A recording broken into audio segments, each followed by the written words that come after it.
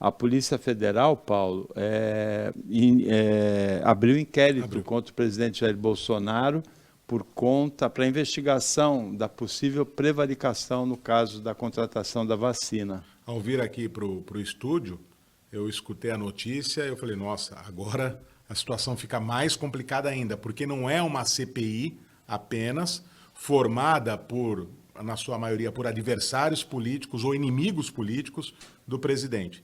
Na CPI ele tem 4 aliados e 7 adversários, né? Que ele chamou de, chamou de 7 bandidos, né? Além da diferença numérica, né, o que existe é uma assimetria de poder. Todos são senadores, mas alguns são mais senadores do que outros, né? Alguns são mais pesados do que outros, né? Então, também isso dificulta a vida do Bolsonaro. Eu concordo em grau, gênero e espécie com tudo que a Renata falou, e aqui eu faço um parênteses, né? O nosso espectador está bastante acostumado com o querido amigo Roberto Mohamed. Eu falei, olha a diferença, né? A elegância, personalidade extravagante, né? Ela adjetivou o presidente. Imagine se fosse o querido Mohamed a comentar essa notícia, né? Os adjetivos mais pesados contra o presidente. Eu estou bastante decepcionado com o governo Bolsonaro, muito aquém do que eu esperava. Eu não sou um crítico contumaz, muito menos um defensor. Não dá ânimo defender um presidente, independentemente do que ele pensa a respeito do ministro Barroso. Ele jamais poderia chamar de idiota e imbecil. É uma frase, é uma expressão surrada, mas que vale a pena ser lembrada a todo instante. Existe uma liturgia do cargo, ela é procuradora municipal, às vezes ela pode não gostar de uma decisão de um juiz, ela não pode xingar o juiz. Existe todo o nosso... são marcos civilizatórios, nós não podemos... Ele é um chefe de Estado, é um chefe de governo. E eu acredito que o grande problema do presidente é que ele não entendeu que ele é o PR1. Ele ainda continua a se comportar como se fosse o B17 da campanha. Ele ainda continua a se comportar como um deputado federal obscuro do baixo clero da Câmara dos Deputados.